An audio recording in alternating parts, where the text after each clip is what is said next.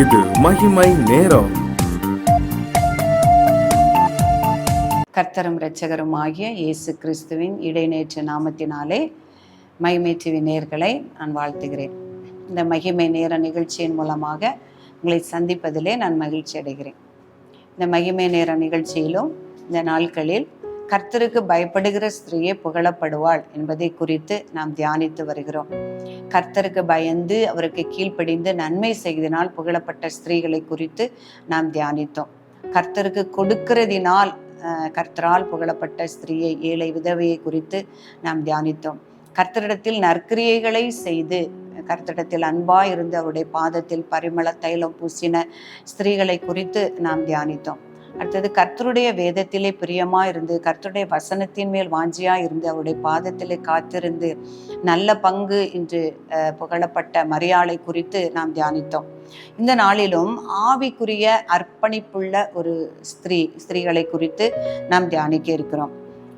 2 ராஜாக்கள் 7ஆம் அதிகாரம் 13ஆம் வசனத்திலே, அவன் கேயாசியை பார்த்து, இதோ இப்படிப்பட்ட சகல சலக்கரணையோடும் எங்களை விசாரித்து வருகிறாயே, உனக்கு நான் என்ன செய்ய வேண்டும் என்று கேட்டான். இந்த 2 ராஜாக்கள் 7ஆம் அதிகாரத்திலே நான் வாசிக்கும் பொழுது, எலிசா அவர் பணி நிமித்தம் அவர் சூனேம் வழியாக அவர் கர்மேலுக்கு போகும் பொழுது சூனேம் ஊரிலே ஒரு கனம் பொருந்திய ஒரு ஸ்திரீயை பார்க்கிறார். அந்த கனம் பொருந்திய ஸ்திரீ அவர் போகும் பொழுதெல்லாம் அவளை போஜனம் பண்ணும்படி வருந்தி கேட்டுக்கொண்டு அவருக்கு ஒவ்வொரு நாளும் வரும்போதெல்லாம் அவருக்கு போஜனம் கொடுத்து போஷித்து உபசரித்து வந்தாள் என்று பார்க்கிறோம். அப்பொழுது அவள் வரும்போதெல்லாம் அவரை பார்த்த அந்த சூனேமியாள், அந்த சூனேம் தேசத்தில் உள்ள சூனேம் என்ற பட்டணத்தில் உள்ள கனம் பொருந்திய ஸ்திரீ சூனேமியாள், அவள் பரிசுத்தவான் என்று காண்கிறார்.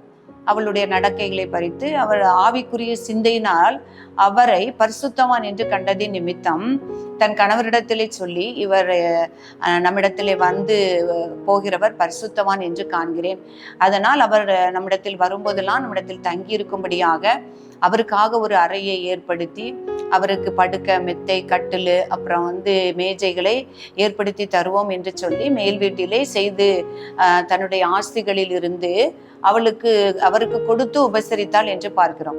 அப்பொழுதுதான் அவர் எலிசாவும் அவருடைய வேலைக்காரனாக கேயாசியும் அங்கே இருக்கும் பொழுது கேயாசியிடம் அவர் கேட்கிறார், நான் ஒவ்வொரு தடவை வரும் பொழுதும் இந்த ஸ்திரீ நம்மை சகலவித சலக்கரணையோடும் நம்மை பார்க்கிறாளே, இவளுக்கு நாம் ஏதாவது செய்ய வேண்டுமே என்று. ஆனால் அந்த ஸ்திரீயோ இவள் பரிசுத்தவான் என்று அவள் அறிவாள், இவர் தீர்க்கதரிசி என்று அறிவாள், ஆனாலும் இவர் நமக்கு ஏதாவது செய்ய வேண்டும் என்று அவள் ஒன்றையும் எதிர்பார்க்கவில்லை. ஆனாலும் அவளிடத்திலே குறைவு காணப்பட்டது. ஏனென்றால் அவளுக்கு பிள்ளை இல்லாதிருந்தது. பிரியமானவர்களே, நாம் இப்பொழுது ஒரு நல்ல பரிசுத்தவானோ ஒரு தேவனுடைய மனுஷனோ நம்முடைய வீட்டிற்கு வந்து தங்கி இருக்கும் பொழுது நம்ம உடனே என்ன நினைப்போம், நம்முடைய குறைகளை அவர்கிட்ட சொல்லி ஜெபிக்க சொல்லணும், நம்முடைய குறைகள் எல்லாம் அவர்கிட்ட சொல்லி ஆண்டவரிடத்துல நம்ம அதை கேட்க சொல்லணும் அப்படின்னு சொல்லி நம்ம நினைப்போம். ஏதாவது அவரிடத்திலிருந்து பெற்றுக்கொள்ள முடியாதா, நன்மைகளை பெற்றுக்கொள்ள முடியாதா என்று நினைப்போம். அப்போ இந்த எலிசா அந்த சுனேமியாள்கிட்ட கேட்கிறாரு, நீ இவ்வளவு சலக்கரணையோடும் உபசரிக்காயே எங்களை. ஏன்னா இந்த எலிசா தீர்க்கதரிசி ராஜாக்களோடும் அதிபதிகளோடும் பேசக்கூடிய, அவர்களோடு தொடர்புடக்கூடிய, அவர்களுக்கு ஆலோசனை சொல்லக்கூடிய ஒரு தீர்க்கதரிசி.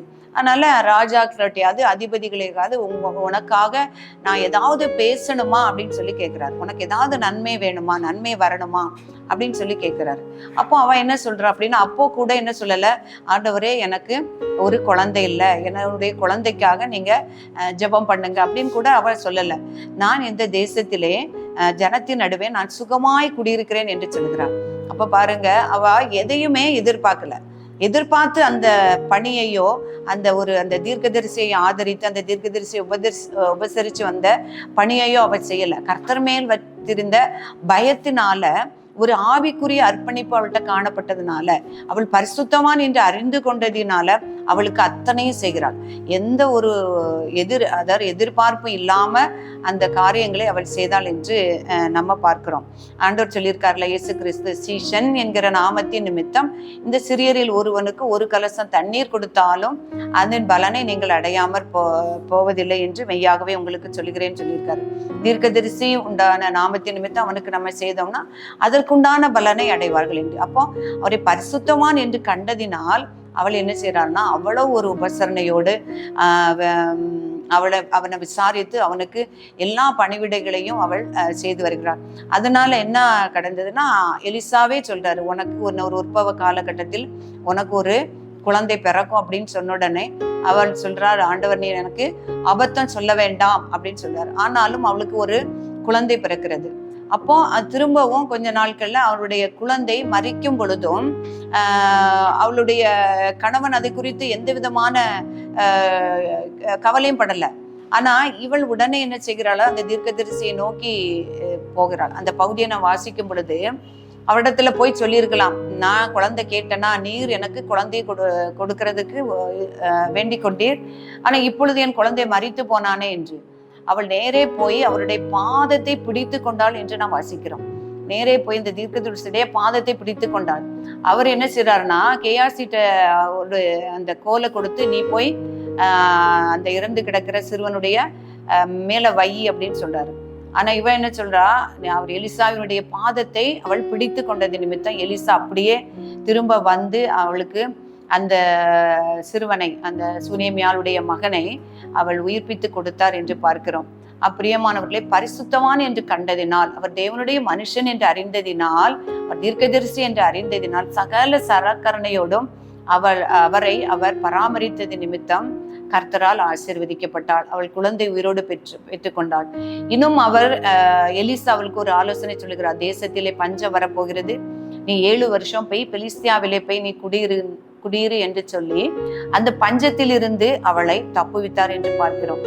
7 வருஷம் கழித்து அந்த பஞ்சம் முடிந்த பிறகு அவள் அந்த நாட்டுக்கு வந்த பொழுதும் அவள் ராஜாவிடம் இருந்து அவளுடைய பழைய நிலப்புலன்களையும் அந்த 7 வருஷத்துக்கும் அந்த வருஷத்தின் பலன்களையும் அந்த வருமானங்களையும் பெற்றுக்கொள்ளும்படியான கிருபையையும் அவள் பெற்றுக்கொண்டாள் என்று நாம் பார்க்கிறோம்.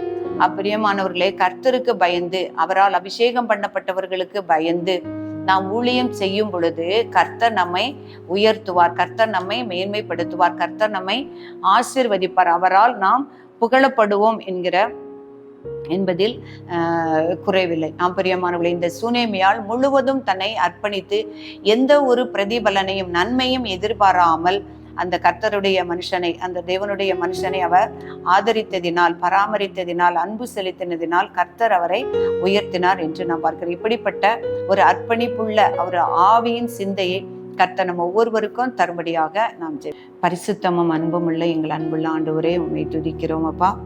உடைய வார்த்தைகளுக்காக தேவரே உமக்கு நன்றி செலுத்துகிறோம். இந்த மகிமை நேர நிகழ்ச்சியின் மூலமாக இயேசுவே உடைய வார்த்தைகளை தியானித்து நாங்கள் உணர்வடையவும் பலனடையும் கர்த்தர் எங்களுக்கு உதவி செய்தீரே, நன்றி செலுத்துகிறோம். இந்த நாளிலும் கர்த்தருக்கு பயப்பட வேண்டும் என்கிற ஆண்டவரே வசனங்களை நாங்கள் தியானித்து வருகிறோம். சுனேமியாளை போல தேவனுடைய மனுஷனை, கர்த்தரால் அபிஷேகம் பண்ணப்பட்ட மனுஷரை, தீர்க்கதரிசியை ஆண்டவரை உபசரித்து அவள் மேன்மையை உயர்வையும் அடைந்தாள், ஆசீர்வாதத்தை அடைந்தாள் என்று தியானித்தோமே. அதே போல நாங்களும் ஆண்டவரை ஸ்தோத்திரம், ஆவிக்குரிய சிந்தை உள்ளவர்களாய் பரிசுத்தவான்களை கண்டு கொள்ளவும், ஆண்டவரே அவர்களை உபசரிக்கவும், அவர்களுக்கு நன்மை செய்யவும் கர்த்தர் எங்களை ஒவ்வொருவருக்கும் கிருபை செய்யும்படியா நாங்கள் ஜெபிக்கிறோம் சுவாமி. ஸ்தோத்திரம். மாலை நன்மைகளையும் உயர்வையும் பெற்றுக்கொள்ள கர்த்தர் எங்களுக்கு கிருபை செய்யும். இந்த வார்த்தைகளை கேட்கிற ஒவ்வொரு பிள்ளைகளையும் நீர் ஆசீர்வதித்து அங்கீகரிக்கும்படியா ஜெபிக்கிறேன். எங்களை தாழ்த்துகிறோம் சுவாமி. உடைய நாம மாத்திரமே மகிமைப்படுவதாக. இயேசு கிறிஸ்துவின் நாமத்தில் ஜெபிக்கிறோம் நல்ல பிதாவே. ஆமென்.